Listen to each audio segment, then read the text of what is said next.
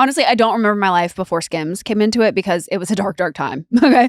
And Skims underwear is the best products on the market. Honestly, everything Skims does is just so great. Everything feels comfortable. It feels form fitting. It feels flattering. I feel sexy. Skims has made me realize that the bra and panty I put on in the morning is actually what defines whether I'll be feeling amazing in my clothes. If you want to feel like a new woman, it's time to get some Skims underwear. The Fits Everybody dipped front thong is a personal favorite of mine. The fabric is insanely stretchy, soft, and supportive. It hugs in all the right places without digging in. It's become a staple in my top drawer because it feels like I'm wearing nothing, yet still makes me feel confident and put together. They also come in a variety of neutrals, so it's so easy to find your skin tone. If you're wearing like a white pant, it's like so easy to have a white or a skin tone. Honestly, they just have a great selection of everything. Shop my favorite bras and underwears at skims.com. After you place your order, be sure to let them know we sent you. Select podcast in the survey and be sure to select our show in the drop down menu that follows. You're crazy.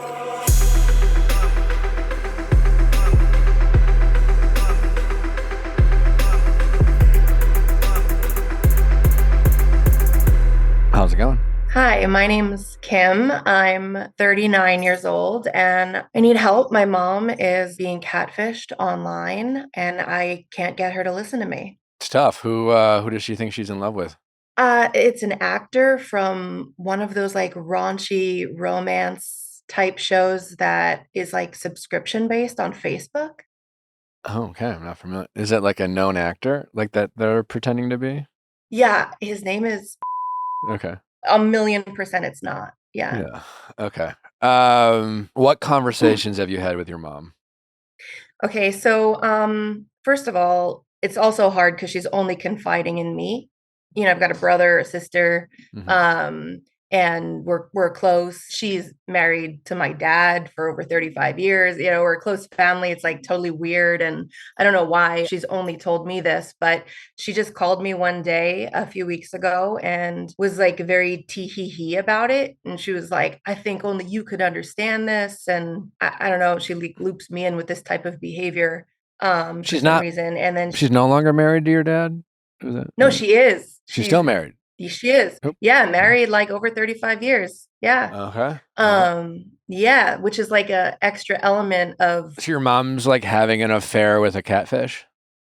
yeah, Okay. like All right. yeah. And so she starts to tell me this story about how she watches these shows. She's gotten like hooked on these shows. I should say my mom has addictive personality disorder. It started when I was a kid with alcohol Mhm. and then she got clean off that and then she turned to other substances, that she turned to gambling, she turned to Sons of Anarchy for a while. That was her first kind of like obsession with the guy from that. Then that turned to Pete Davidson for a while and then she's gotten obsessed with a lot of actors, turned into Bad Bunny, turned into like, and she goes down these like, it's so weird. If you met, I mean, like my mom, it's very strange who she becomes obsessed with, but I guess it's this addictive side of her. And now she found this show that you have to subscribe to, which I also don't know is if that's like a scam or not, the type of subscription it is, but she found this guy and she thinks that she found his private messaging, which is not him. I've done my research. There's like 30 pages claiming to be this guy at least. So lots of imposters. And if you go to these people, you know, all these 30 pages of this guy, they all have like, you know, 11 friends and the friends are all, you know, much older women that are clearly the, you know, the victims Yeah. that go for this All right. guy, So what right?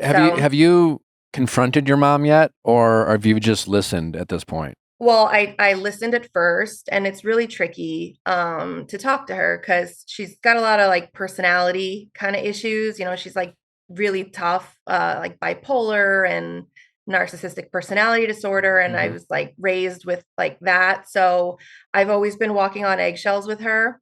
So I'm always really careful not to like have arguments with her. And she was clearly divulging some heavy stuff with me. So I let her talk. It was really I couldn't let it go. So I mean, I said, I don't think you're talking to him. My first question was, of course, did you give him money? And she said no. That doesn't happen for a while. Right. I did later find out that he asked, and I mean things progressed after I sent you the email, which we can get to. But yeah, so she said I talked to him all day, every day. He texts me at like 3 in the morning. And I'm like, see, that doesn't happen. The guy is 35 years old, like the real guy, 35, something like that, married with 2 kids. Yeah, and I'm sure his story when she asks if she asks, it will be like, "That's just for show. That's his business. My manager team makes me do that." It's like I know this because people have pretended to be me, and it's a real kind of shitty situation. Yeah. And I've had people, think they were in relationships with me, and it sucks. And it's in like kind of an epidemic out. Hey, listen, your mom's being taken advantage of. She's older, lonely, whatever, and this, what more than anything, it doesn't really matter who's behind the screen. She has someone who she's building a relationship with who makes her feel seen and heard and gives her time. And she looks forward to these random 3 a.m. messages that she gets and things like that.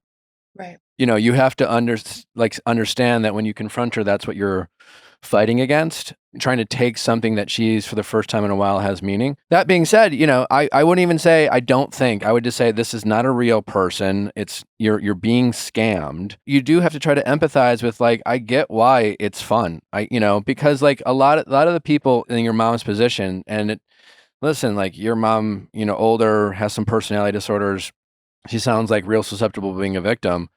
But there are a lot of like young, seemingly normal people like your age who also get scammed by these people. And I think it all comes from a place of loneliness. One of the people who thought they were in a relationship with me when she like confronted me, and it was like a kind of a scary, uncomfortable situation. And she kept telling me, "I'm not crazy. I'm not crazy." And it was sad. I was like, "Listen, I know you're not crazy, but I need you to recognize that what you're doing in this moment is." Because she had like showed up at my house, and that in itself is a crazy act, right? So like, Yeah. your mom's not going to give up easily. In my experience, uh, what have you thought about telling your dad? So what happened was, I went with my husband and my kids to visit them for July 4th and noticed I saw her texting with him, and she downloaded like a weird app that he had her download to like Sure. text with. Probably And WhatsApp. I noticed all day, every day they were talking, and it was really upsetting to me. And when I put my kids to bed, I came downstairs and I walked in to that my dad confronting her. So he had found out because of some charges, because he was, watching their finances. And I think the charges that were coming through, which they won't, I don't know how much, I think it was hundreds, though. It was through this like subscription scam, and also for these like shows. And they are also like, oh, it's so cringe because they're so raunchy. Oh, it's anyway. I mean, let her live, right? But wow. But it's a lot of money. And then some other types of scams that he was having her pay for. So I walked in on the confrontation, and I was able then to, well, it was awkward. I kind of walked away from it, but they both saw me. So when they separated, I was able to talk to them one by one separately. It was a very heavy evening for me, but I spoke to my dad first, and I was like, "Are you okay? And what is going on?" And I let him talk, and he was really upset and was like, maybe I should go find a motel until she figures this out. I don't know. I don't know what she's looking for. I don't know, I mean, how she doesn't see this. And I got to go take all of her devices now to the Apple store and get all this wiped off, and, try to get these charges reversed. And he was just like livid. So I was just trying to calm him down. And then I worked on my mom next. Embarrassment on her is not pretty. Well, it's good. It's good that your dad knows. Who cares? I mean, I was definitely relieved that I walked in on that, as awkward as it was, because it allowed for me to try to mediate a little bit, mhm. because that was one bit of it that was extra hard, was like being the only one knowing in the family. Yeah. You said that your mom embarrassed is not a good situation. What do you mean by that? I mean, I It's, can guess, yeah, but well, just like with her type of like mood disorders, like embarrassment on her is like even worse than just pure anger or anything else. Like the way that she acts if she's embarrassed is just like very icy and like very hard to deal with. What is your dad gonna do about this? I honestly think your energy is better focused on your dad and making sure that Yeah. one, he is okay and that he feels supported, and like you and your dad, if he needs help, Yeah. what do we do about mom, so to speak? I don't know if this is enough Yeah. for your dad to want to like think about his relationship with his wife. I don't know. I'm guessing after this many years of marriage, like something like this isn't going to like make him file for divorce, and then obviously there's your mom's mental health to consider. But your mom is, A, at danger, and B, financially putting your dad at danger as well. So like your dad does need to make, I think, drastic steps to like make sure that your mom, who let's assume can't be trusted when it comes to like, is she actually going to engage with this man or not? And he just has to do everything. He has to do everything possible to try to stop her. Right. And then you have to try to deal with mom, however you guys try to deal with her. But Hmm. in my experience, she is not going to stop easily. And again, just from an empathetic point of view, it is because like she just feels this is probably the most exciting thing that's happened to her in a while. I know. And she's going to just also be onto something else as well. She's going to be looking for the next fix, you know? So that, I mean, there's going to be Fair. a void when this is all over, but I did tell Well, her, tell her to like, get into like a messy Reddit blog with a bunch of like other women who have similar interest in the smut that she's reading. I mean, she can do that. I mean, that can at least she's not getting catfished by someone trying to steal her money and having an emotional relationship with someone who's not her husband. I mean, like if it's about channeling your mom's like energy, there are communities online that, well, yeah, we can argue whether they're toxic or they have their own issues, because most of those things do, but that's still a better trade-off than yeah. um what she's doing now. They have a really, really, really complicated relationship, my parents, and her addictions are really extremely deep. So it's, I don't know, it's really complicated. But I will say, just hours after she initially told me, it took me just seconds to find hard proof that it wasn't obviously him, and I showed it to her immediately. And so I did tell my dad, like, one of the first things I said when I sat down with him was, I'm glad that you know that we can talk about this, but I want to tell you that I did tell her several times it wasn't him. I showed her, and I was trying to, and she wasn't listening. And I was just kind of like desperately trying to tell my dad, like, I tried for you, I tried. I'm pretty sure I recently saw a magazine cover with Keanu Reeves on it, and I don't know, like you search Keanu Reeves ghost catfishing, you'll probably find it. Maybe it was the New York Times. I don't know. Maybe it was a Time. I don't know who did it, but it was about this whole situation. It was about this like scamming industry of people online pretending to be celebrities and things like that, and how they're stealing money. Maybe you can one educate yourself and become familiar with this thing that is like shockingly common and prevalent right now. Maybe it's something you can show your mom, being like, this is a thing. Like you're just being scammed, right? What you don't want to do is tell your mom that a guy like him would never talk to a woman like her. Ugh. I think you want to stay away from messaging like that. That's just going to be hurtful. It's going to want to prove you wrong. You know what I'm saying? It's just that is not going to get her. I would stop saying it if you said it. Okay. That is not going to make her do what you want to do. All Um, right. I did say it. I understand, but it's just more like this again. She is a victim. She is a victim here of a situation, and she just has to see that like she is. If she wants to feel seen, maybe she can find a community in other women or people who have been scammed. But like she needs to see that this is a Yeah. thing, that this is a prevalent problem, that she's not the only one being scammed. She needs to see that like she needs to see it for what it is, and not like you don't, and not be convinced that someone as young as handsome as this actor would actually date someone like your mom. Right. And he told her several times how he was leaving his wife, Yeah, yeah, for like sure. that whole thing, the whole thing. And she just was, it was hard to see how vulnerable she was. I mean, it was really like a mental trip for me. Like, it was really hard to see her fall so easily for something like this, Yeah, I mean, and be listen, like so people easily are fooled. everyone's It was lonely. hard Yeah. as her daughter to see that. People are lonely, and when we're lonely, we Yeah. want connection, and the internet offers a lot of opportunities for people who are scamming people who are looking for some kind of connection and to not feel lonely. It comes from that place. So I think you and your dad have to give your mom grace when it comes to to understand the why your mom did this or how this could happen. That's the why. So that's pretty simple to figure out.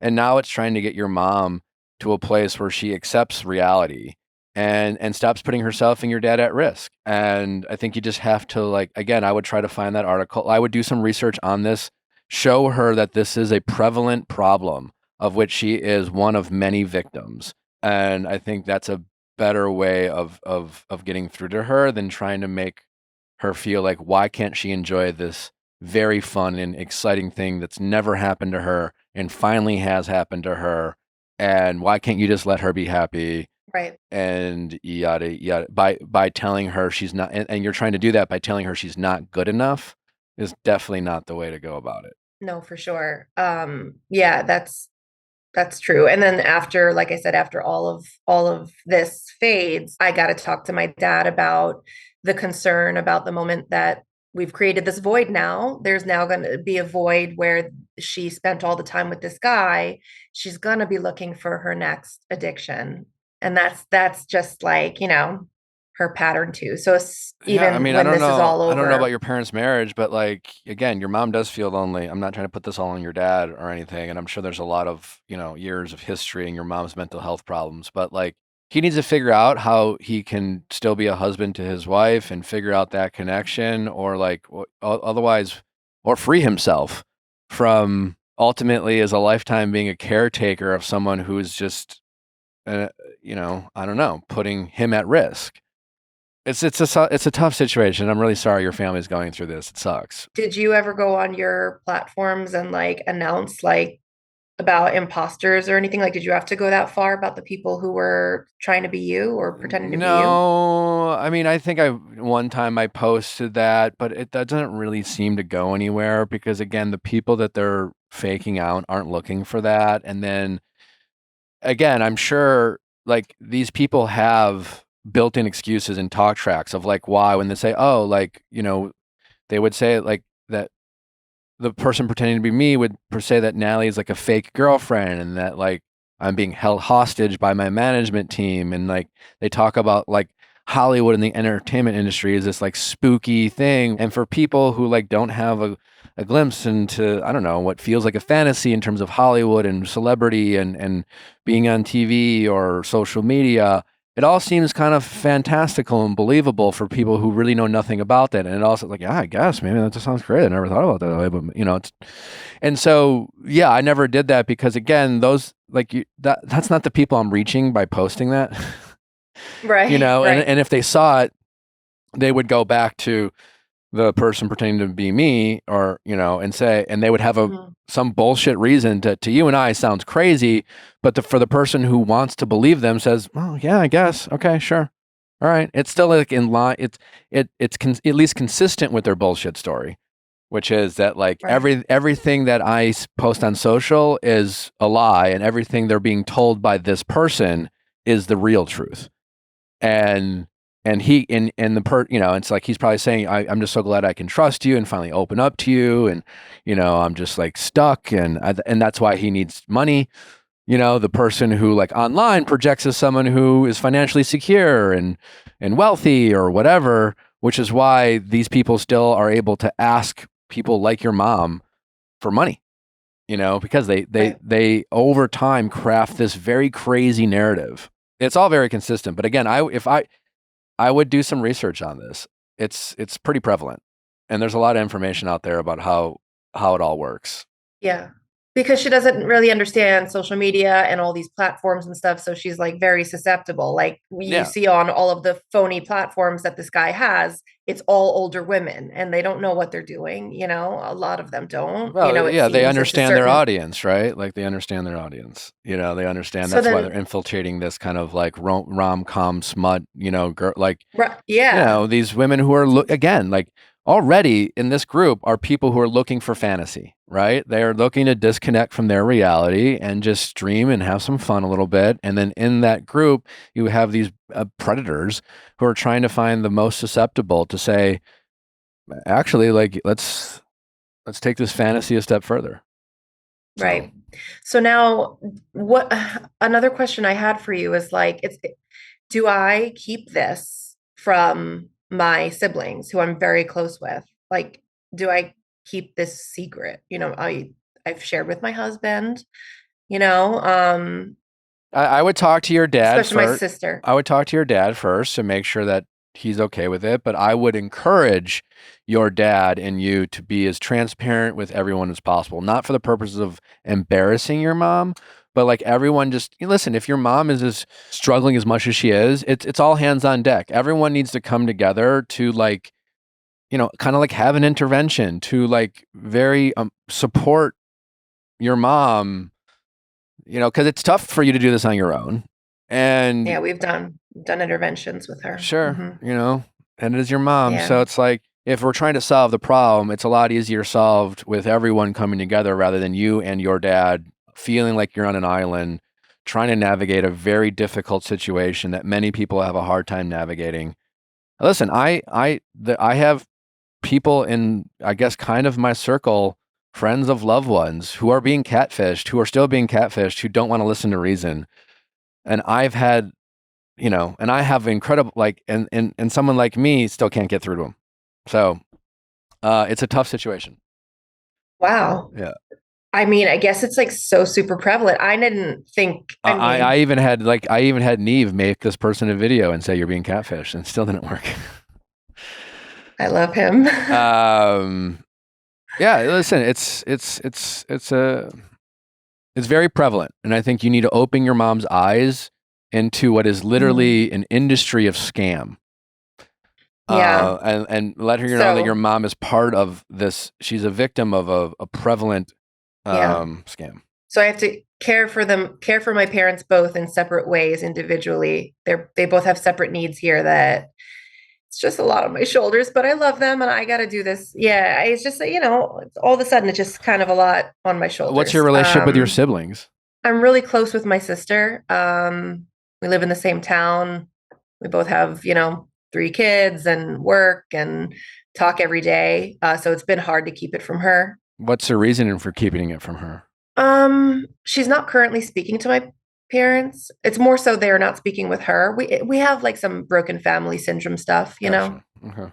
So it's just momentarily. It kind of changes month to month. It's just right now not speaking, and I try to not get involved. I don't know. I just try not to get in between things. So I'm close with her regardless. Okay. But I just was afraid if I told her it, and then she said something that I'd get in trouble. It's so ridiculous. I'm like 39 years old, but we were raised, with an alcoholic mom, and there was a certain, household vibe, and we kind of grew up with that and still have that mentality. Well, then I would invest as much energy as you can in your siblings and your sister, and I think that's step one. And certainly, I'm not, definitely don't abandon your parents, but do whatever you can. But like, it's not your job to save your parents from themselves. You can do as much as you can. You can certainly try, but protect the relationships that are the most meaningful and the ones that like need you, and it sounds like your sister probably needs you and is willing to like accept that relationship for what it is. And your mom is, your mom. Yeah, that's true. I just have to I mean, I was dodging phone calls from my mom like during the height of it just, the other week because I was feeling like it was too much. The confiding in me, and I didn't want to be too hard on her, and like acknowledge, you said to me like I was saying the wrong things, and I kind of knew I was saying the wrong things, like, why would a guy like him and be reaching out? And she was like, you could say it what, to someone like me? And I felt really bad. I knew I was going to the wrong places, so I was started to just like not answer her calls. So I don't want to do the wrong, I don't want to do the wrong thing by anyone. I'm trying to do the right thing. When I think if I were you, I would be direct. I would tell your mom what's going on. It's just you have to do it without being mean, and you always have to like understand that she is struggling mentally to see the reality. And I wouldn't play into her delusion, and I wouldn't avoid her, but I also just wouldn't be mean about it. Right. No, of course. I mean, I looked him up and the first I was like, hey, you know what? You got good taste. Like I tried to lighten it Yeah. up a little bit. I had no idea who the guy was. I was like, okay, I see it, mom. Like I tried to be cutesy with her a little Yeah. bit. It's a tough situation. You know, it's tough. Yeah, it was really tough to see her fall like that so easily. So Again, it's not that surprising. It's again she's part of a community of escapism. She found that in this community of like these rom-com novels and fantasy and smut, whatever. And again, like it's predators know where to find their prey, you know. yeah, That's make sure that you can have empathy. It's like this is not again not uncommon and not all too surprising. It's just sad that your mom, you know, is a part of it. Um, but yeah, I would yeah, try to enlighten her on how common this is. that's a good idea. And Because I while think still people making in sure her that like shoes my have dad is okay. the people in her shoes just have a hard time thinking, it's like, why would anyone pretend to be anyone else? Like, as crazy as we think it is for people to believe it, they have convinced themselves it's real because they're just like, what? I mean, it's so crazy, it must be true. That's what she said. She was like, "Well, why would he do that? Why wouldn't it be him?" It was just like so simple to her. Like Yeah. she wouldn't Um, understand that. So the perfect prey, the perfect audience, you know? yeah, forget it, it's forgetting about, like, if you want to say things that are direct and reasonable, it's just like, he's got a wife, he's got a kids. Why is he asking for you for money? Like, it's not that if he wants to date you, then he wants to date you. But like, why, what is he doing at 3 a.m? This is odd behavior. This is not normal behavior for someone who presents as very normal online. Like, that's not matching up, mom, you know? But again, the bigger thing is just getting her to see how prevalent this is. And then if you want Yeah. to like ask her questions about like things that aren't making sense, just stay away from the whole like it doesn't make sense because he wouldn't be attracted to you. It Well, does but it doesn't make sense for a lot more other reasons. when you were talking to your family member or friend who you said you can't reason with, did you try that tactic? Because like the denial, though, sometimes the pushback, even for that, I'm not that sometimes it close with doesn't this work. So person, like, so it was like okay. they weren't exactly asking for my help, so Oh, I had to tread very lightly. They were resistant oh. to it, but Well, because I said, 3 in the morning is even more inappropriate for just anyone at any reason. And she said, well, he's in LA, so we're in New York. So she's like, so that's midnight. That's not that crazy. And I said, no, midnight's still crazy. And she said, well, but he gets off movie sets at midnight. So she kept on making it make sense. yeah, again, yeah, So, that you know, the that you're not going to get very far with that. It's just really it yeah, comes down to the money thing yeah. and also like it's 2025. It, uh, Clearly she hasn't FaceTime with him. Like what, you've never seen this person. You should like, hey mom dating, like you don't know this person. You've never seen them, you I know. saw her texts with him when I was there on our holiday, and I said she was talking to him all day, every day. I mean, it was upsetting to me because I was there with my three kids, and we were there to see them and visit. And I saw her on her phone, so I took my camera out on my phone and I zoomed in to kind of like try Yeah. to like read her texts. I don't know, whatever. I did that because I was curious, and I saw her begging him to he was saying, I got to talk to you. I got to talk to you. He was trying to keep her on the Yeah. line, keep talking to her.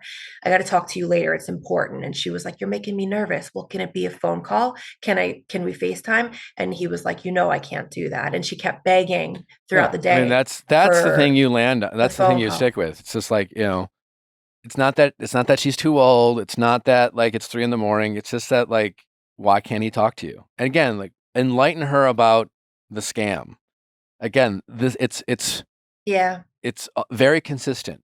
Yeah. There's a playbook that these people have, and it's always the same version or always the same story with different characters. And so your mom should try to talk to other people, and she will find. And if she were to do that, she would find that like, oh, I'm dating Keanu Reeves, and that sounds just like my relationship, and all the things they say, seriously.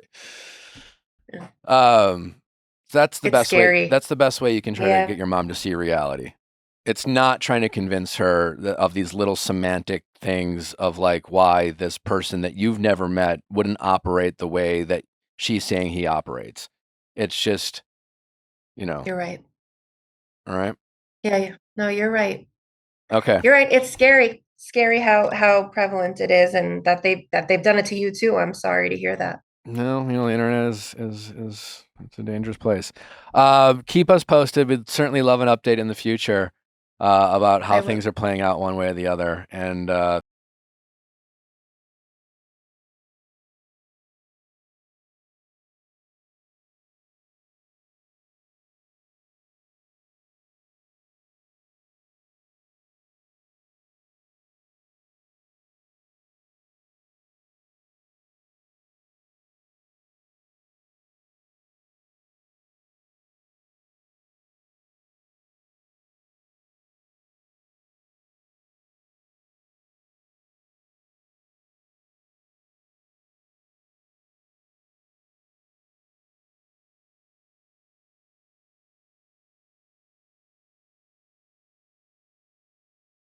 yourself, your romantic relationship, and with your friends, getting it off your chest and talking about it with a mental health professional is just a great way to keep yourself in line and just be your best self and get the most out of yourself. With over 30,000 therapists, BetterHelp is the world's largest online therapy platform, having served over 5 million people globally. One of the best things about BetterHelp, too, is that they have so many therapists that if you don't click with the therapist that you are initially set up with, you can switch as many times as possible until you find the person that works for you.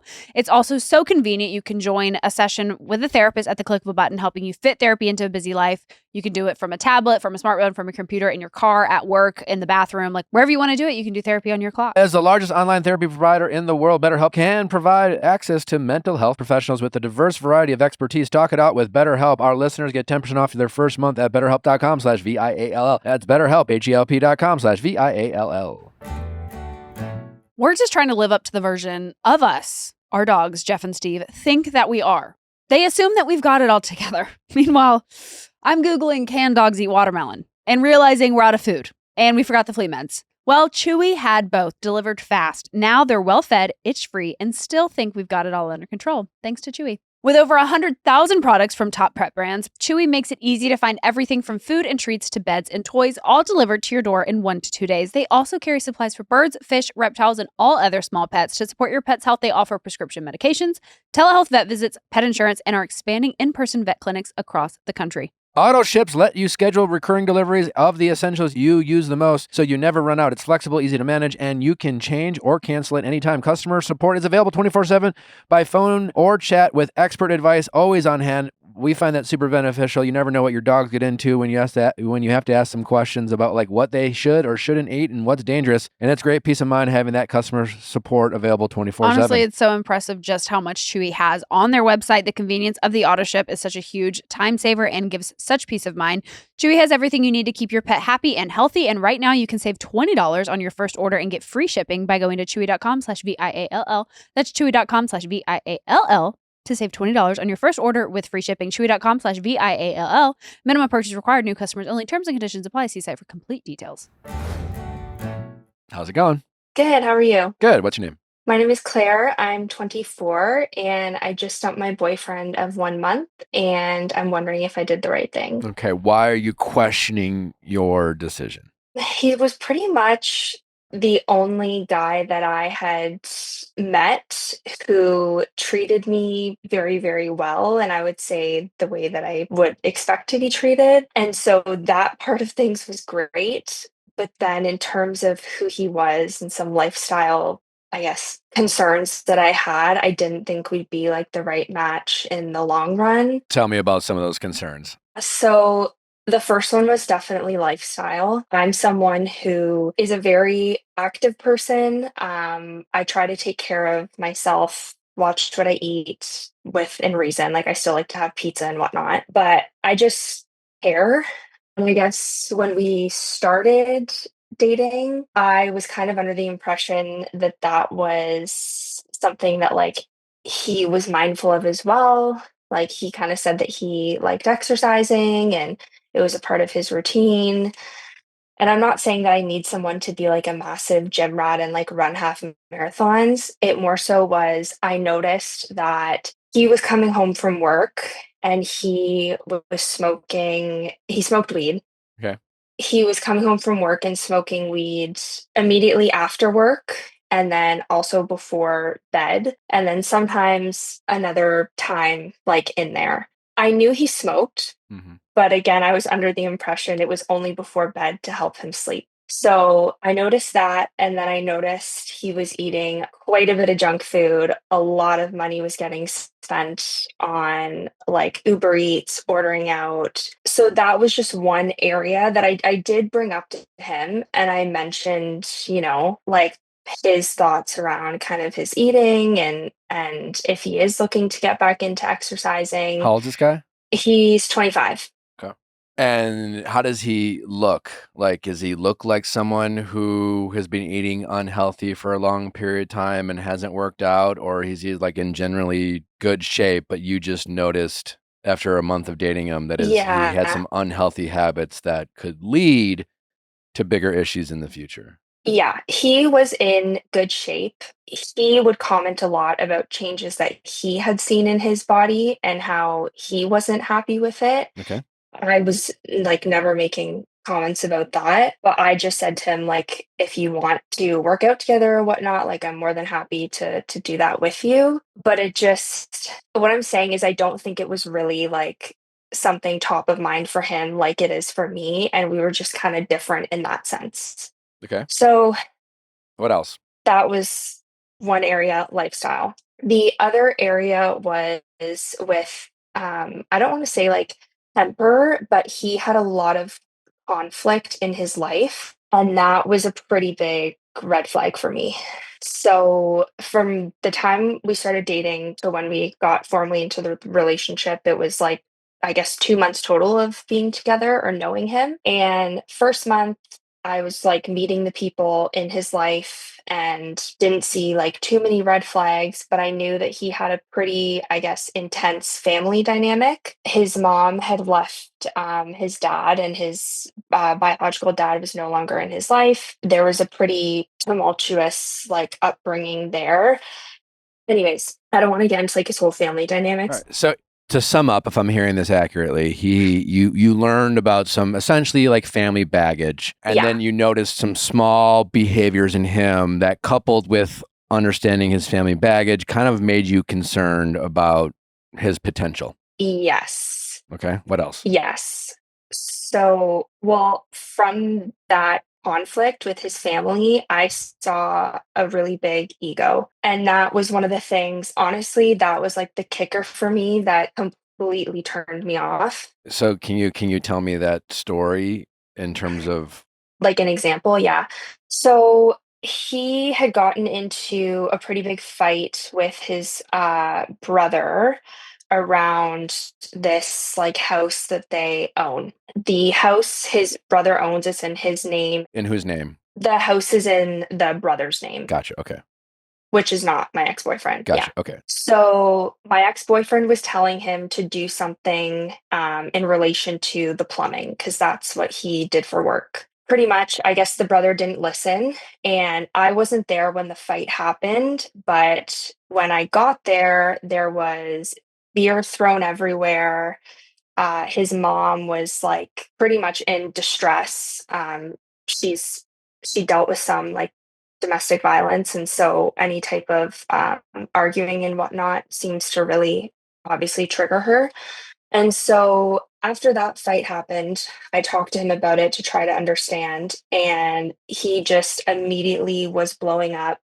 He pretty much was saying, "Fuck him. He owes me everything. I want nothing to do with him. He's dead to me. If he thinks that he cannot listen to me and not include me in decisions, like he's an idiot." And he was pretty heated, and I understood like why he was heated, but again, I didn't see the whole context of the fight, but I did see the argument carry on for 3 weeks after. Okay. And I pretty much said to him, I was like, "Do you want to figure out like this relationship with your brother? Like, do you want your money back?" Like, he just kept complaining, complaining, complaining about it. And his whole mentality was like, "Fuck him, you're dead to me." And for me, that's a really hard pill to swallow because that is just not how I grew up with family or friends. anything of that nature. So then I noticed that the fight started carrying over with his parents. He was going to his parents saying, like, you need to tell my brother to text me back. Like, you guys are always on his side. I thought he was dead to him already. Otherwise. Well, yeah, apparently. So then started fighting with his parents about this because I guess he felt like no one was really on his side. And I was talking to him on a different day. We were talking about like kids and family and stuff, like a general conversation, not saying like we are having them type of thing.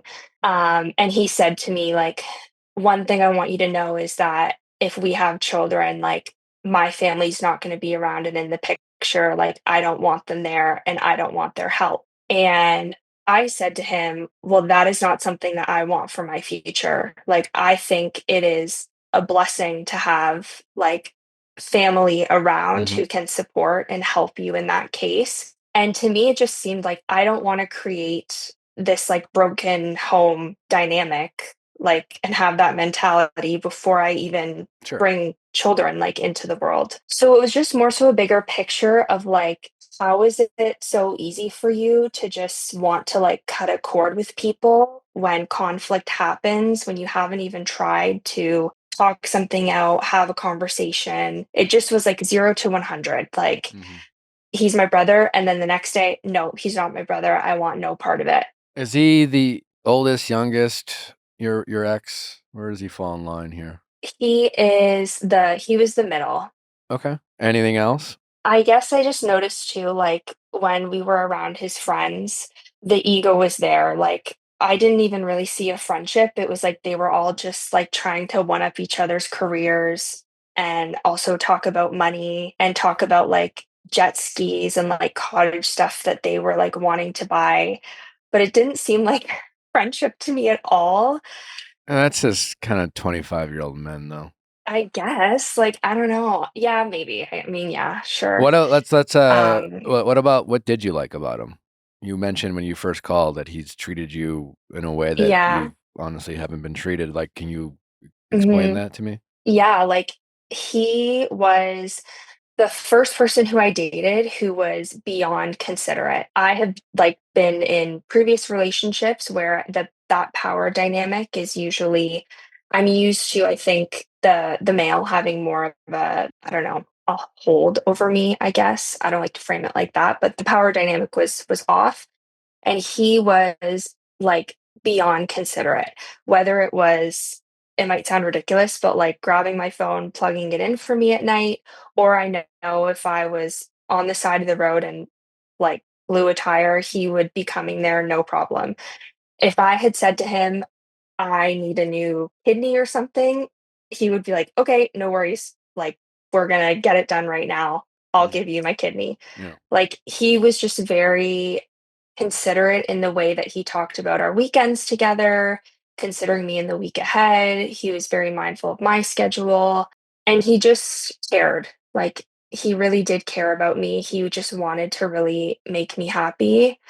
And I did see that in a lot of his actions. How did he speak to you when he was angry? I think he would shut down, like, or at times get defensive. Like earlier on, when I did ask him about his smoking, and I did admit to him that I was thrown off by how much he smoked, we did get in a bit of an argument, or more so a disagreement. And he just kind of said to me, well, I don't know what to tell you. I'm going to do what I want to do. And if you don't like me smoking, then that's your problem, which was also a bit of a red flag to me, Yeah. because that's certainly not, like, I wasn't bringing it up to make him feel shame around it. The Right. question that I asked was, like, are you planning to ever get to a place where you stop smoking? So it's hard. Like, we didn't have too many like disagreements. I really just saw a lot of his disagreements with other people. Mhm. And I was like, I don't want that to be me. Yeah. Okay. I mean, listen, as far as like, did you do the wrong thing, right thing? I mean, ultimately, I think you just got to trust your gut. Yeah, I do think it helped when I did break up with him. The text that I got back like solidified my decision. What do you say? So I broke up with him after he met my parents, which was not the best. Like, there's no right time to break up with someone, but How did you break up with him? so we went to meet my parents, and I, at that time, was like, if he meets my parents, this is going to fix the doubts I'm having. Why did you think that? I don't know. Just, All right. I Anyways, know it's all right. stupid, but That's fine. I didn't want to admit to myself like that these things were like as big as they were. And I was like, maybe if I see him like, around my family, things will change. So after I brought him back from meeting my parents, like we said our goodbyes, I said thank you and everything. And I just cried the whole way home because my gut was like, this is not right. Like, you can't do this anymore. Like, this is not the right guy for you. So I waited like 5 hours and then I texted him and I said, hey, I wanted to talk to you about something. I'm feeling a bit unsettled about our relationship. Do you think that you can call me? The reason, just for reference, we don't live close. Well, close. We live like an hour away, but we had plans to see each other on the Tuesday and it was the Sunday. I was like, I'm not waiting a day. I just can't. Like, I need to say something about this now. So he FaceTimed me right away. The FaceTime lasted 14 minutes. And I pretty much just explained to him that I'm having concerns because I feel like at that point, like 2 months into this of us knowing each other, I don't feel the way that I should feel about someone. Like I just said, I'm having doubts about the way that I'm feeling. And I feel like my feelings should be a lot stronger and I should be a lot more sure. He then said to me, like, so what does this mean? And I said, well, I'm just trying to have a conversation with you right now to explain to you what I'm feeling.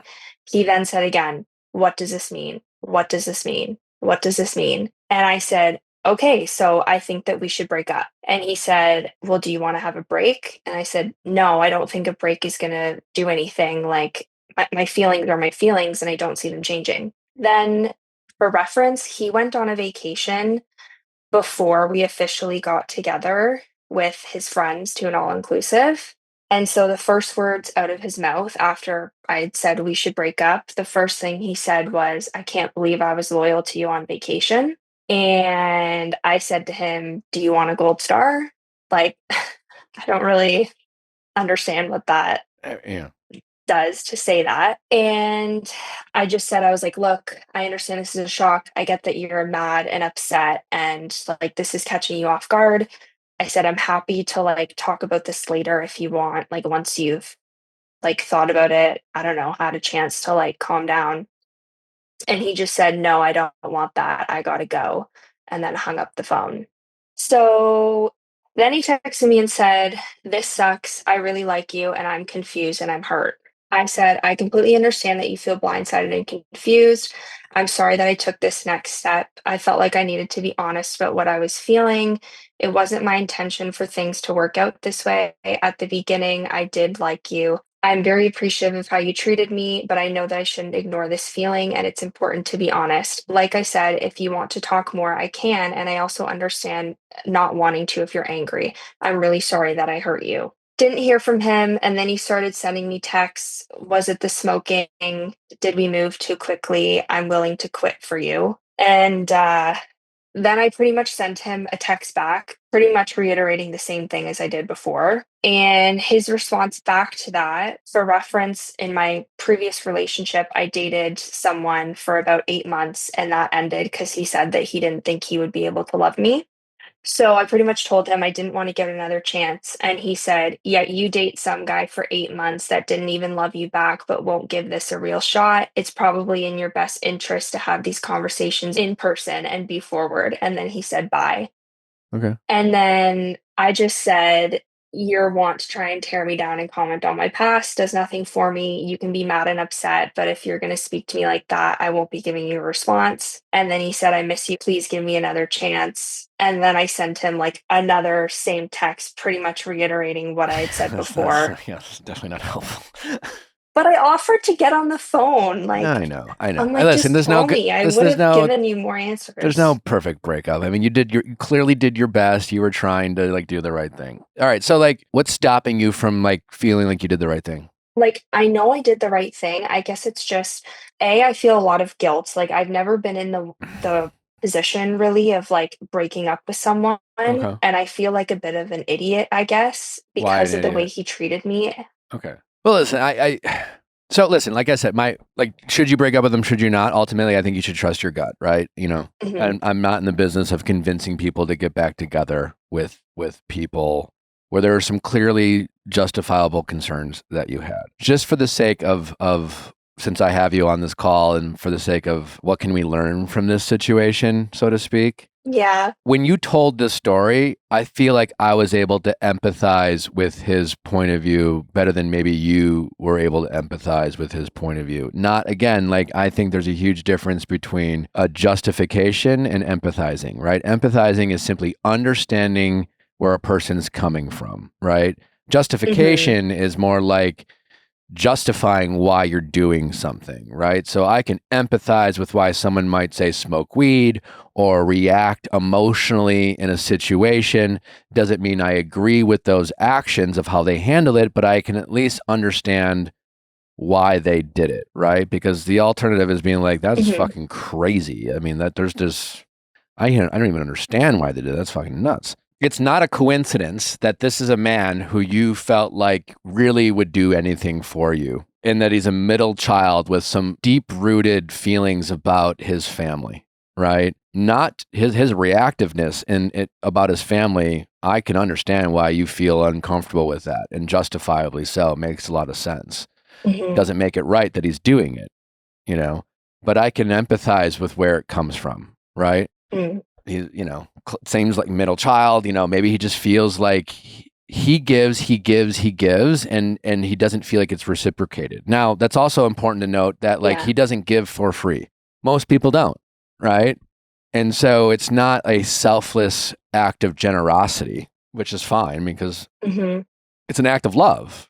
He wants that act of love to be respected. He wants that act of love to be appreciated. A risk of dating someone like him is that if those acts of love aren't reciprocated to meet his expectations, you've seen how he responds to that. And that is fairly aggressive and fairly toxic, and there's a lot of hurt there, right? Yeah. And I can completely understand that why within 3 to 4 weeks of dating someone, you're just like, this is too much too soon. And I don't know, maybe I got too much of a front row seat on this. I can assure you that if you were dating this guy for a year and you fell in love with him and had a great relationship and you experienced a whole year of this guy going out of his way and treating you like a queen and really just making you feel like a top priority. And then you found out about this family dynamic, you'd probably be a little less hasty about how he reacted. And, maybe just in that moment, I get it, right? You just met this guy and you're just thinking whoa, Jesus fucking Christ. That's a lot at once, bro. Yeah. Cause if if I were just a friend of this guy, and if he called in or whatever, I'd just been like, hey man, get why you're upset. But it's, you're coming from a place of hurt. Clearly he wasn't trying to cut his parents off. He was reaching out to his parents to try to get his parents to have his back and choose his side, and then vented to his parents that he never had his side. So even though he was saying, I'm done with my brother, he clearly wasn't done with him because he was trying to get his brother to do it. He just was handling it and communicating in a very immature and unproductive way. That's the part I didn't like. Sure. But that is just something he needs to work on. And that might be something he could work on through therapy and things like that. And so I could put it this way, your next guy, whoever that guy is, will have some things he's going to have to work on. And there's probably a reason for him to jump into therapy if he isn't already. And you're going to discover things at some point in the relationship where it's whoa, that's some things you might want to unpack there, buddy, because it's affecting our relationship. And it kind of makes me a little nervous about, the relationship and going forward and things like that. And then how, uncalled for, he made that comment about your ex-boyfriend. I don't think he was trying to be hurtful. I think obviously he was a hurt person who just was he clearly put effort in this relationship, put effort into you, his, the smoking weed part, he definitely, well, I'm going to do this. And, that was a shitty response by him. A good response by him would have been I recognize it's maybe a kind of a dirty habit. Yuck. It's kind of gross. I definitely it helps me. And I've cut down on my weed smoking. That being said, my weed consumption has never been more prominent than it has been in, say, the past 3 or 4 years. And coincidentally, I've never been more successful in life. I'm not giving the weed the credit, so to speak. I think my work ethic and blah, blah, blah, blah, blah, blah, blah. But listen, it helps me relax. Before I discovered it, I was more anxious and more agitated and more just fucking on. But that being said, there are healthier ways for me to get to that place that weed has allowed me to get to. And I would like to challenge myself to discover those healthier ways so that I'm not smoking weed every day, because it's not good for my brain and it's not good for my heart and it's not good for my health. And I want to take care of myself so that after I grow my family, I can be around for my kids for as long as possible. You know what I'm saying? So I think there's a balance there in terms of, I think the least of your concerns are what you discovered to be your kind of icks or and annoyances with some of his unhealthy habits. He's a 25-year-old guy. I mean, God forbid. So he eats out a little fast food and smokes a little weed. And the fact that he was the fact that he was complaining to you about I don't love the way I look, that's better than him just growing into a slob and not giving a fuck. I don't know if that's helpful at all. Yeah, the whole weed thing, he would say to me how much he wanted to quit because it was an expensive habit and whatnot. I wasn't saying to him, I want you to quit. You need to quit for these reasons. Same with the exercise thing. He was all bringing it up to me.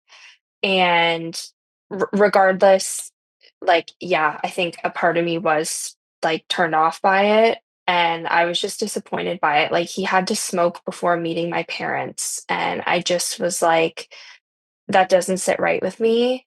Yeah, I mean. So it might for some, for me, it doesn't. It just doesn't. I hear you. But listen, I'm not trying to convince you to get back to it, this guy. There are non-negotiables and there are pet peeves. To me, when I'm hearing your story, how he handles his emotions and how he communicates with family members and people he loves, I would put that in the non-negotiable category of this is a behavior that's alarming and I'm not comfortable with it. And and so that's a real reason to be concerned. A disgusting habit that objectively probably helps him get to a calmer state and relaxes his nerves. While I understand it's an ick and it's a gross habit, you could date a guy who doesn't smoke weed, who doesn't need to meet your parents, and he's an absolute narcissist who doesn't give a fuck about making you. I'm just saying, you're gonna have to pick your battles. And I've seen a lot of people break up with people for pet peeves that ultimately they decide out of the principle of it, or it didn't, and it just doesn't sit right with me because you decided it doesn't sit right with me. I'm the same guy, despite, becoming someone who, enjoys weed on a somewhat regular basis, was the judgmental guy at your age who was I've never taken drugs in my entire life, and that's disgusting, and I will never date anyone who ever does anything like that. I've smoked. I'm just saying, all I'm saying is I had just a period where I did smoke. Be mindful of your pet peeves and your judgments, and be mindful of the investment you make into yourself and being a better person and being proud of the things that you do to make yourself a better person, and be mindful of you projecting that judgment into people who maybe not on the same wavelength as you are. Yeah, I see what you're saying. I'm just, because can cause you to overlook people who do have good core qualities, who treat and prioritize you in the way that you desire to be treated and prioritized. For sure. And let me ask you this. Did you ever talk to him about how he handled his emotions centered around his family? Did I ever directly ask him that? No. It made me a little uncomfortable how it's some version of, I'm sorry you feel the way about your family. Try to understand his family history. It's just why there's a lot of sensitivity around your family. Where does it come? I don't know. Just try to understand where he's coming from. And then depending on what he says is listen, I'm not a therapist, whatever, but have you ever tried to work through some of these feelings through therapy? Because I'm seeing them come out in a way that does make me a little uncomfortable. I can see your anger. I don't know if this is something that like I'm going to eventually have to deal with, in our relationship in the future. And like, it does make me uncomfortable. I do want to understand first, like, so you didn't have any of those types of conversations with him. And again, totally fine, because again, it's only been a month, but We did talk a lot about his family because his like family dynamic was far different than mine. And so I did ask him like how all the things that happened with his dad impacted him, and he just kind of said he tries not to really like think about it, and he has his stepdad who he considers his real dad, and as far as his previous dad or his biological dad, like he's again dead to him. And there was a time where I did say to him, like, have you been to therapy? Like, would you consider going to therapy for this? Because he mentioned that a lot of his family members were in therapy. And he said, no, I think therapy is stupid, like a waste of time. Yeah, it just, and again, when we did have that conversation around his family, and I asked, like, I told him, I said I felt uncomfortable in the kitchen watching the tension between like him, his mom, his stepdad, like his brother wouldn't even like say hello or like look at us. And I told him that like I felt uncomfortable, and he was just pretty much said, well, you don't get my family like dynamic, you haven't been around like long enough to see. And I said, I get that, you're right, I don't get it, but yeah, I I mean, don't really know yeah. what to do with that.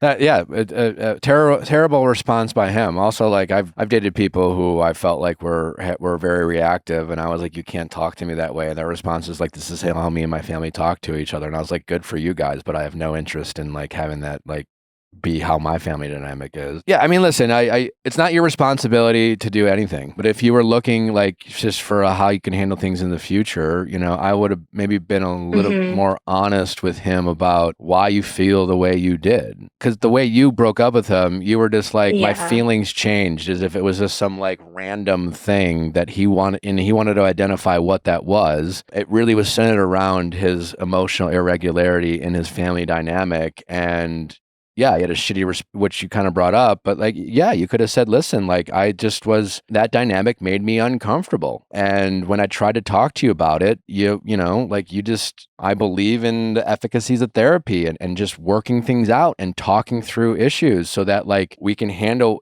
I have my baggage too and my trauma, and I just think there's our healthier ways of dealing with it. And it just made me uncomfortable that you dealt with some of your feelings kind of in an unhealthy and unproductive way. And that, more than anything, kind of made me uncomfortable. And that's why I feel the way I do. Yeah, I think you're right. Like, I definitely feel like I could have been more honest about the why. Because in the moment, I was just trying to, like, I don't know, I didn't want to be like hurtful, and although it was hurtful You're already in the being end. hurtful, and you But made him feel yeah, judged. You made him feel like it was the weed smoking or whatever, or that he just wasn't enough.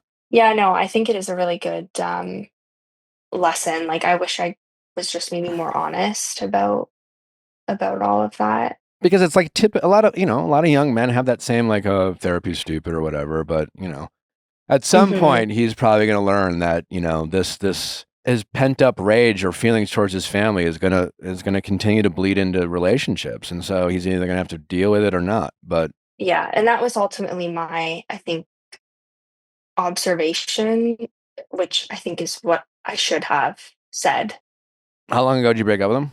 2 weeks ago now. Okay. I mean, how much have you second guessed your choice to be like? No, I don't want to get back together. Okay, I don't, then for sure. Like, so then yeah, he's no longer your I've done responsibility. enough of my Yeah. own work. Yeah. That So I don't want to have to like truthfully, for me to say these things and like talk about his behavior and whatnot. Yes, I totally like should have explained to him that that was a part of the reasoning about as to why I broke up with him. But would he have changed it? No. Like, his mentality was so just like stubborn, like just Yeah. very stubborn. And I just felt like he would shut a lot of things down quickly. And so I feel like it was kind of like if I said to him, your behavior's the problem, he'd be like, okay, well, that sucks.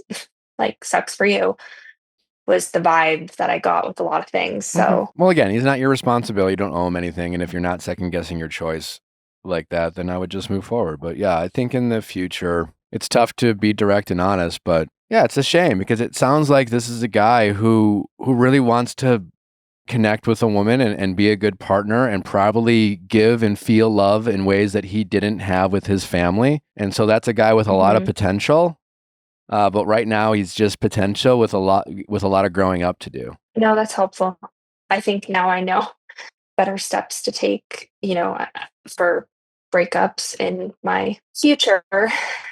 So, all right. Well, you live and learn. not that I want to break up with people in my future, but listen, you're how old are you? 25? you never know. You're 25? I'm 24. You're 24. These are great lessons. Yeah. So take your time and Yeah. you're going to be okay. But Yeah. just honestly, the only thing I want you to challenge yourself is just be mindful of pet peeves and non-negotiables. Mm-hmm. Yeah. And bad habits can be worked through and but it's how do they communicate with you and things like that. And just know the difference between the two. Okay. I'm going to focus on differentiating them. All right. For sure. Because I know I have my pet peeves as well. So We all do. Yeah. Yeah. But those can be tweaked and worked on and or overlooked and things like that. Yeah. All right. Well, good luck. Okay. All right. Take care. Thank you so much. My pleasure. And I've been a really long time listener, and I just wanted to say thank you so much for your show. Well, I appreciate you saying that, and thanks for listening. And just just keep learning. You're going to be okay. Thank you. All right. All the best. Take care. You too. ZocDoc, people, if you haven't heard of it, I don't know where you've been living, but it is absolutely game-changing, especially for all those people who have moved to a new city, or maybe you've finally grown up and you're no longer, you haven't probably gone to the doctor in years because you're at that stage of life where you're too healthy, you don't go to doctors. The last time you've been to your healthcare professional is when you went to your parents' doctor. Well, ZocDoc is the right place for you. ZocDoc, first of all, it's a free app. It allows you to schedule doctor visits with real patient reviews. With ZocDoc, you can book in-network appointments with more than 100,000 doctors across every specialty, from mental health to dental health, primary care to urgent care, and more. You can filter for doctors who take your insurance, are located nearby, and are a good fit for any medical need you might have, and are highly rated by verified patients. Which is great. Real patients, actual rated patients. It is so hard, though, when you move to a new city, or maybe you just are switching doctors and you're like, I don't really know who else to go to. Who is best? Available. Who do I trust? Yeah, where can I get an appointment in time? ZocDoc helps you with all of those issues. Appointments made through ZocDoc also happen fast, typically within just 24 to 72 hours of booking. More often than not, you can get same-day appointments. Once you find the right doctor, you can see their actual appointment openings, choose a time slot that works for you, and click to instantly book a visit. Stop putting off those doctor appointments and go to ZocDoc.com/VIALL to find and instantly book a top-rated doctor today. That's ZocDoc.com/VIALL, ZocDoc.com/VIALL. It's that time of year where it seems like everyone is headed down the aisle, some for love, some for snacks, because not all aisles lead to a wedding. Some lead straight to the freezer section, where True Fruit is waiting. True Fruit takes real fruit like strawberries, raspberries, and bananas and wraps them in premium chocolate before flash freezing it all to perfection. The result, a frozen treat that's indulgent, refreshing, and made with simple ingredients. It's the kind of thing you try once and then commit to it completely. So if you're headed down the aisle this summer, make it to the freezer aisle. You can find True Fruit at Target, Walmart, Whole Foods, Costco, or any other major grocery store. And you can follow them on Instagram and TikTok at True Fruit. How's it going? It's good. How are you? Good. What's your name? My name is Melissa. I'm 38, and I am struggling on how I can support my sister, who will not tell our parents that her spouse is trans. Okay. Is your sister open? I guess, what is your sister's truth? Is she gay? Is she straight? Is she married? What do your parents know about your sister? Yeah, that's a great question. She, I guess, identifies as bisexual. Okay. So for her, I think in terms of sexuality, this didn't feel like an issue. Okay. So she plans on staying in the marriage. So your parents don't know that your sister's partner is trans, right? Sort of. I told one of them, and I regret doing that, but she does not want either of them to know. And why do you think they should know? It's hard. So the bigger picture is that she seems to be really buckling under the stress of the situation, and that's what I really would love some advice on, with how to support her. And when she first told me, which was like 9 months ago, she said that she planned to tell the family soon just to get support. And so we could all sort of come together and, help her spouse and everything. Okay. She keeps pushing it off. And yeah, it's gotten a little strange. So I guess I'm just curious, to what end does your sister feel like she needs support, and why do you feel like she needs support, or why does her partner need support? I only ask this because, like, there's a world in which your sister is like, I don't know, married a trans person. It's really no one's business. They identify as however they want to identify, and they don't need, Right. it's not their fucking business. So, like, this is my partner. Right. I love them, and that I expect my family to love them like I love them, or certainly just accept them and just love me, and welcome my partner to the same they would welcome any other partner. So I guess my question is, why doesn't your sister feel that way? I mean, I think the issue, right, it's not about gender, it's not about her partner being trans. It's more, at least from my perspective, how her partner has handled it so far, which it's hard. I don't really want to pass judgment on that because I can't imagine how it feels to be trans. But it seems like their handling of it has caused a ton of stress on her, family, and then also with her in-laws. So it's kind of like a whole thing. Okay. Is it kind of like your sister's partner almost wants people to know, and then wants people to then accept them once their truth is out? Is it something like that? For the most part, it seems like it's depending on the day. Like, it seems like her partner is pretty on and off about this, which again, I don't want to judge that process. But either way, inconsistencies of expectations are very difficult to manage. Like, Yes, yeah, they are. regardless Well, of where we it's actually, coming from. Yeah. right. Yeah. Well, and it really created an issue because my mom and I actually visited her last week, and my sister wasn't even sure like what style of dress or how will her partner look each day.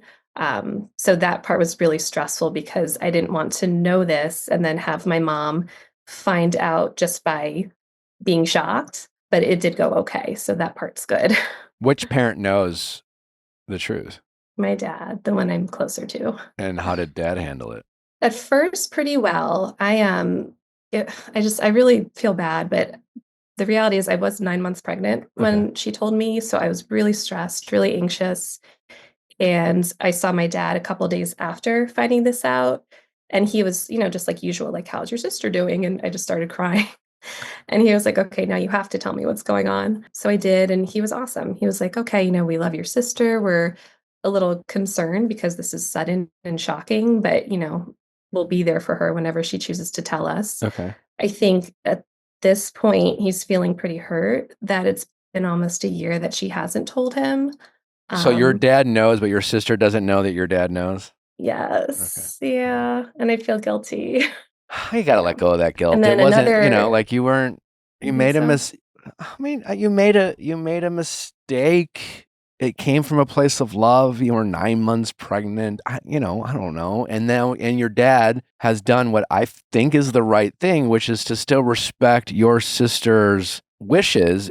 And your dad is acting as if he doesn't know, because he's also respecting yours. Your dad's trying to do his best, which is to respect Mhm, the fact that he's not supposed to know. And a lot of mhm, people in your dad's shoes would make it about their feelings and say, I deserved to know, and then say, well, I should have known. So even though you weren't supposed to tell me, like your dad could have.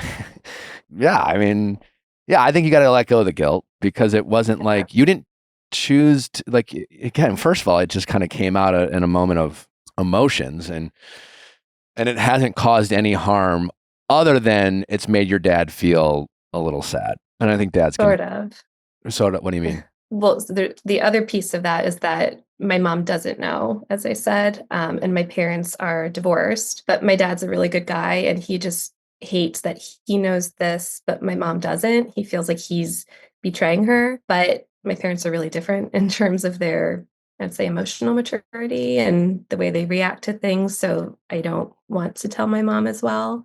But it seems like almost this pressure cooker. Like the longer this goes on, the more my dad really wants me to tell my mother. Okay. Well, that's something you can continue to work on with dad, and maybe dad can get, if dad's the emotional, mature person that you give him credit for being, then I appreciate that it's difficult, but, I recognize the burden he must feel of holding on to this secret he'd rather not hold on to, especially because he's like, hey, I just want to love my daughter and I want her to know I accept her and whoever she chooses to be with. And like, why can't I do that? And it sucks that I can't do that. And now I have to keep a secret from my ex-wife or not. I don't want to do that. Yeah, this is definitely a burden on your father, but he is the dad. And, I don't know. It's kind of our job to sometimes to deal with some fucking shit. And if he has to go unpack it with his therapist, he can, it's just not, it's not killing him. It's just not, it's not killing him. It's an inconvenience.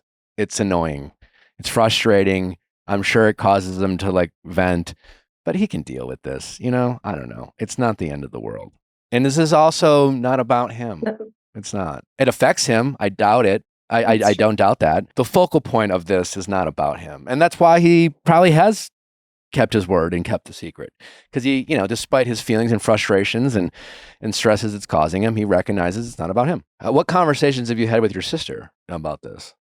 So those are a little tougher. At first to me, it felt bizarre, which, like you said, there's different ways of reacting to this, but she was just kind of like, yeah, this is what's happening. And, we're just going to go through this process together. And, my partner wants to do this as quickly as possible and transition as quickly as possible. So, that's the plan. So did your parents meet your sister's partner before they decided to transition? Oh, yeah. So they've been together about 10 years, and there's a very long, not so great history with this person. So I think that's also part of it.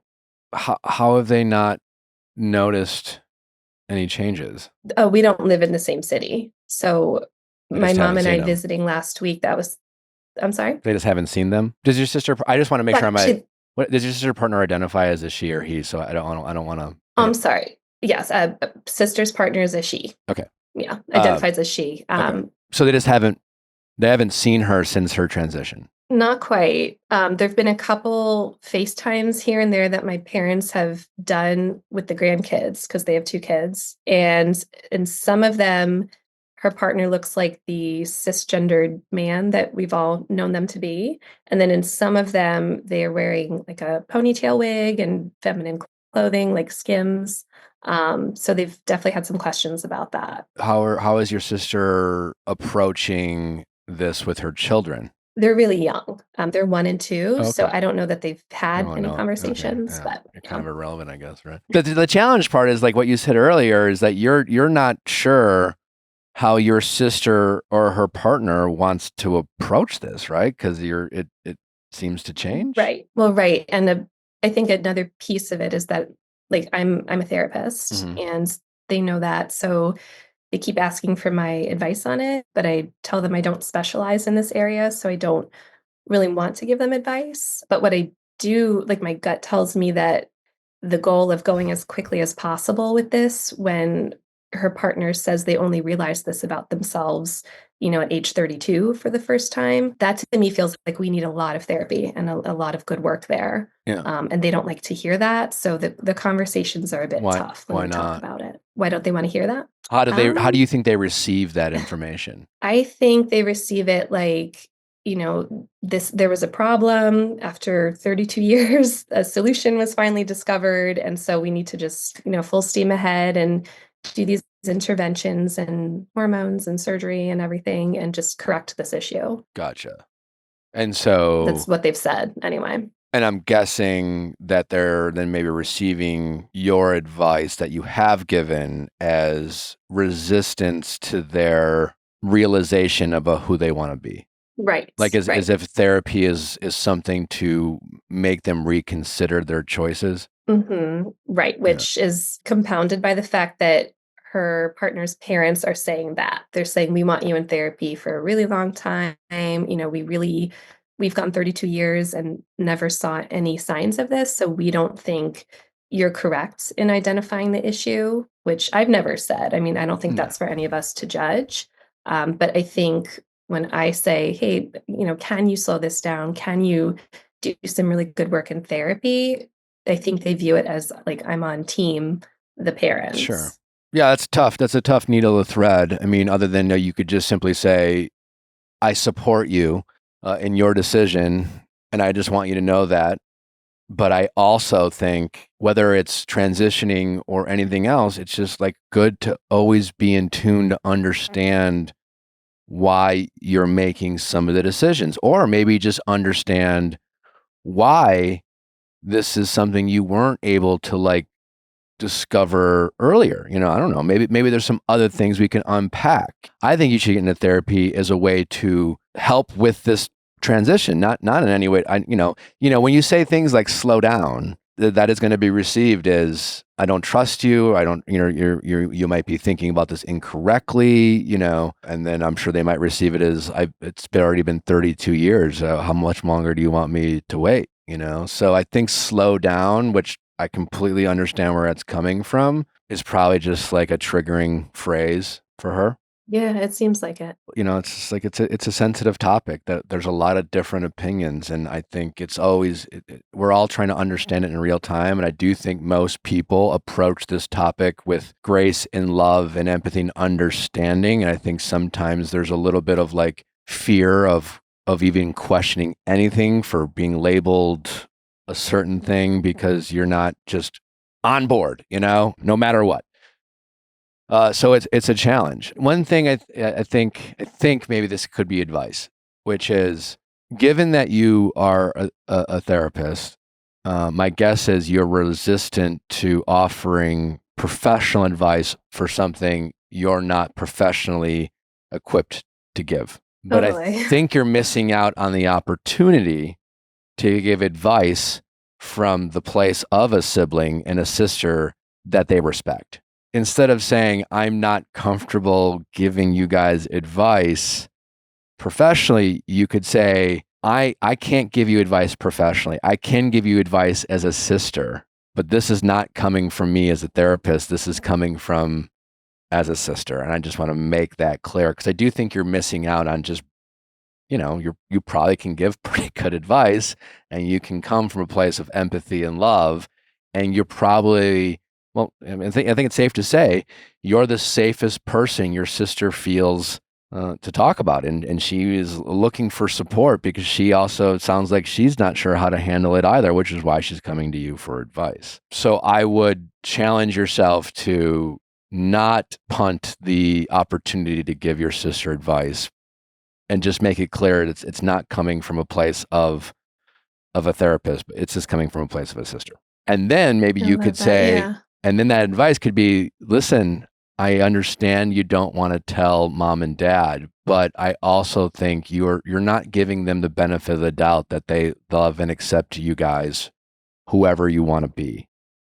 And I don't want to make this about me, but it's hard to keep your secret. And I do feel, it is, again, it's not about me, and I'll keep your secret as long as you ask me to. A little bit of a lie there, but whatever. As long as dad's got your back. But I, give mom and dad the benefit of the doubt. But like we just have like, because like secrets are so draining, and it's obviously draining on your sister. It's draining on your sister's partner, your sister's partner. Like, do I present more like I used to for their sake to keep her secret, or do I be myself and who I feel most comfortable in my skin? And maybe you try to guide them down that path to try to feel safe and comfortable to reveal that truth. And maybe start with dad, since he already knows.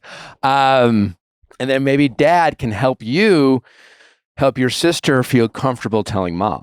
And because your parents are divorced, maybe it is easy to tell one first than the other because they're not like a united Right. front. Like, I think part of it is it's like, yes, talking about them as a couple, how can they be supported, as a couple?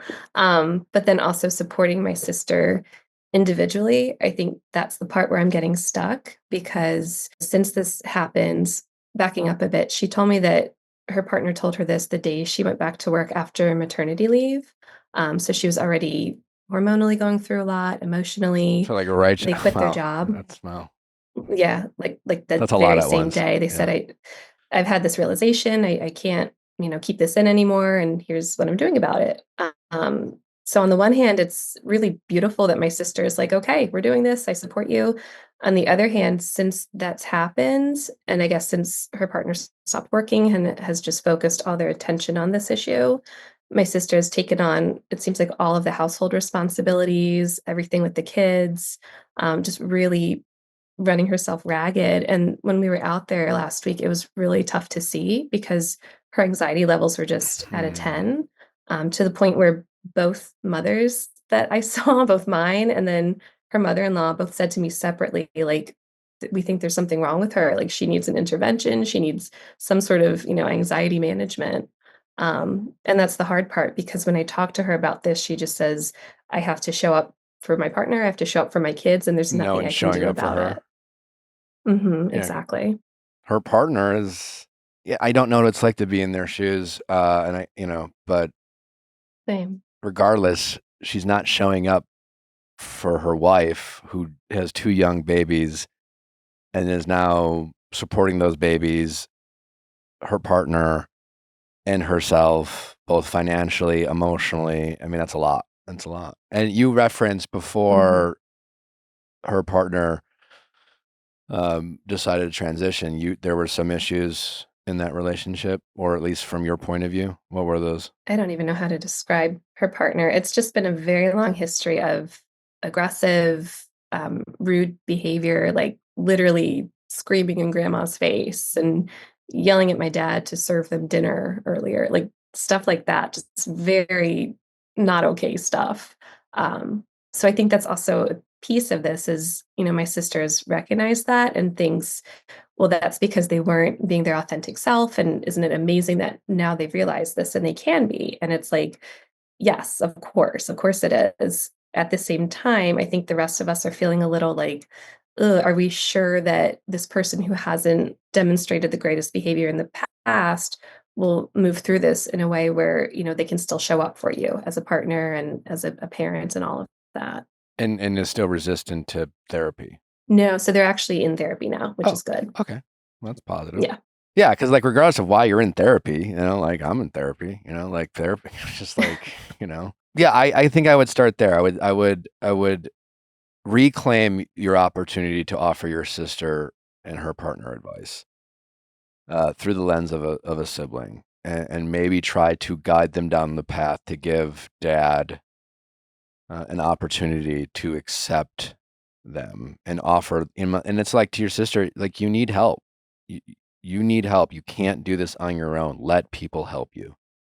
That, and you can give that advice as a sister. And I think maybe you start there and give her you've been so brave and you've done a lot and I'm so proud of you and this is amazing, but like this isn't sustainable. You can't keep taking care of everyone by yourself. You're not taking care of yourself, and you need to let other people help you. And it starts by allowing other people who love you no matter what to accept the life that you want, And if your sister is rightfully so thinking this is a beautiful revelation that her and her partner have discovered, then she should act that way for people who want to give her the help and love that she needs, but she, for whatever reason, doesn't want. What I'm curious, what's the part that your sister doesn't want to tell mom and dad? Like, why do you think it? What I'm curious, both from a therapist and as someone who's a part of this family, why do you think your sister doesn't want to tell them? Whenever I ask her, she just says, I can't deal with that right now. She's like, I know they can be judgmental. I don't think she's worried that they're transphobic, but just overall judgmental. I think she knows they're not the biggest fans of her partners anyway. So my guess is that she's worried that, they'll have a negative reaction to any sort of big change or big news coming from her partner. And she just says, they're boomers, they're not really going to get it. So. But she's wrong, and you know that, at least for dad. Yeah. Yeah. So maybe Yes. Yeah. you having the benefit of knowing something she doesn't know to maybe challenge her on like, and would she agree that dad's a little more emotionally mature than mom? No, we have opposite opinions of our parents, Oh, so I don't interesting. think so. Oh, interesting. Yeah. Okay. um, so how do you think your mom would handle it? I honestly don't think it would be as bad as she's worried about. Okay. So maybe just say, just like mom and dad aren't perfect. Maybe they're boomers. I'm not saying they're going to ace this test. I'm not going to, I can't promise you're not going to have notes about how they could have maybe like handled it a little bit better. But I think it's maybe getting your sister to acknowledge she needs some help and to, because she's like, I can't deal with this right now. So there's that's a little bit of crack in the armor of her, like speaking her truth about like, I'm overwhelmed right now. Mhm. And maybe it's just coming from a place of like, I can't promise you mom and dad are going to be perfect, but I do think you're not maybe giving mom and dad the benefit of the doubt. And I really think they're going to handle this pretty well. And I do think more than anything, they'd be willing to help you, their daughter, and their grandkids and support you in any way you need to be supported. Because more than anything, I think they're just kind of worried about you. And you could say, I think they're just seeing all the stress that you have right now, but they don't know where it's coming from. And they're honestly they're actually having worse thoughts than the truth. And the truth is like, yeah, it's different. It might be surprising. It might be unexpected, but like, it's not bad, so Right. give them a chance because this isn't sustainable. People are concerned about you for things, quite honestly, they shouldn't be concerned, Yeah. but you're trying to take on this burden by yourself and it's hurting you. And that's the part I'm concerned about. This shouldn't be hurting you.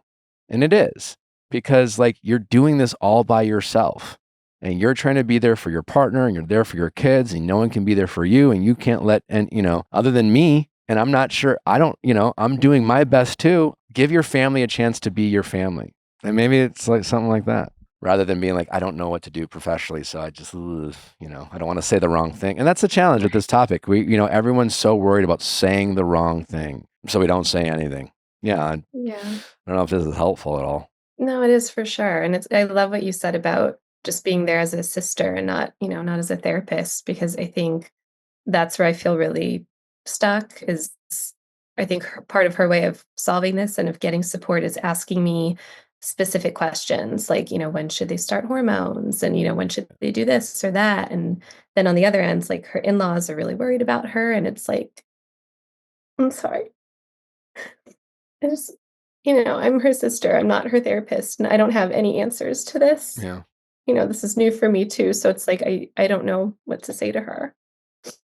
Yeah, I'm sorry you're going through this, and it sucks because, and then just out of curiosity, I mean, I know she's asking you because, she probably respects you and as a therapist, she's just like, it makes sense, but, I wouldn't go to an orthopedic for heart or advice on my heart, type of thing, which is, and I'm sure your sister can understand that. So there are obviously people who specialize this. I'm assuming her partner has physicians and doctors who she can go to for this type of advice.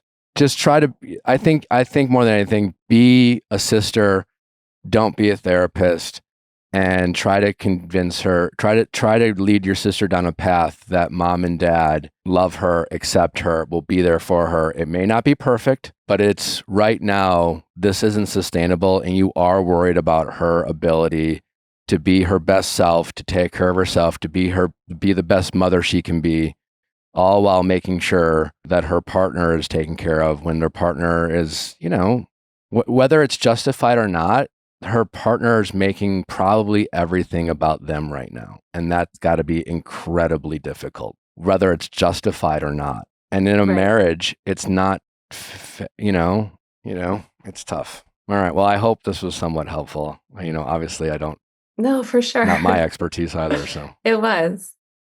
No, I feel like I keep trying to approach it from like a clinical perspective and just hearing like the family piece of it of, being her sister and encouraging her to lean into mom and dad's support. I think that's helpful for sure. Great. Yeah. Well, do that. You're a sister first, a therapist second. Well, thanks for calling. I certainly I appreciate you asking and obviously, these are relatable stories more than people realize. And I think there is not a playbook out there of how a family that wants to be supportive, that wants to lead with love. These are tough conversations. So thanks for calling in and giving us opportunity to hear your story. Awesome. Thank you so much. All right, take care. All right, All right, bye. bye-bye.